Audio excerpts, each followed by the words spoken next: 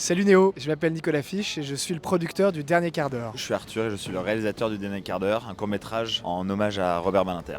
J'ai l'honneur, au nom du gouvernement de la République, de demander à l'Assemblée nationale l'abolition de la peine de mort en France. L'idée de ce film est née en fait au moment des 40 ans de l'abolition de la peine de mort, où en ayant relu des œuvres de Robert Badinter telles que l'abolition ou l'exécution, je cherchais en fait à faire un court-métrage qui soit assez tendu, qui cristallisait autour d'une cause. Et quoi de plus cristallisant que de défendre la vie d'un homme en 15 minutes et de suivre les dernières 20 minutes avant l'exécution d'un homme à l'époque où la France pratiquait encore la peine de mort. Le film a été tourné dans les salons de l'Élysée, un lieu exceptionnel. Qu'est-ce que ça a apporté au récit ? Déjà, ça a apporté une énorme légitimité au projet. Robert Badinter, quand il allait demander la grâce présidentielle, il allait à l'Élysée. Ça a fait un décor qui, à la fois sur le plateau de tournage, mais aussi auprès de nos partenaires, rendait vraiment le projet intéressant. Et ensuite, c'était une expérience assez incroyable. On a vécu hors du temps pendant 48 heures à l'Élysée. Ça sera gravé à jamais dans nos mémoires. La peine capitale n'est que l'expiation de l'angoisse collective, mais vous savez comme moi qu'elle ne résout rien.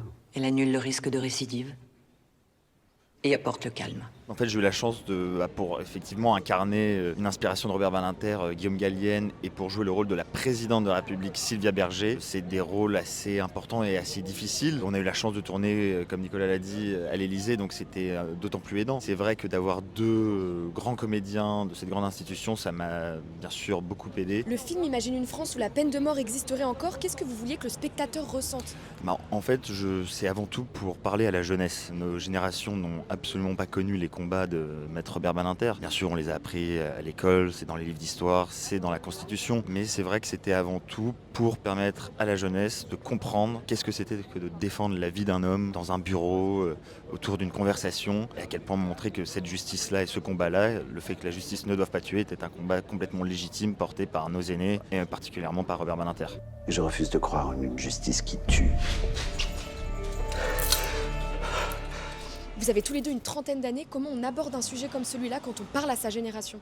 Ouais, je pense qu'on essaye d'utiliser nos codes. C'est pour ça qu'on a voulu ancrer ce récit dans une époque moderne, chercher à montrer que ces choses-là sont certes ancrées dans la Constitution, mais sont très fragiles, que tout combat n'est jamais acquis. Robert Badinter entre au Panthéon aujourd'hui. Qu'est-ce que vous aimeriez que ce film rappelle aux spectateurs ? J'aimerais qu'il rappelle en fait aux spectateurs avant tout les combats et qu'est-ce que ça a été pour lui, jeune avocat, de faire face à toutes les épreuves qu'il a dû endurer pour arriver là où il est arrivé, c'est-à-dire à ancrer dans les fondements même de notre République l'abolition de la peine de mort. Où est-ce qu'on peut voir le film dans les prochains jours et semaines à venir ? Alors le film a été diffusé sur Libre Cours sur France 3 mardi 7 octobre. On est d'ores et déjà disponible sur France.tv, donc allez-y, foncez. Merci.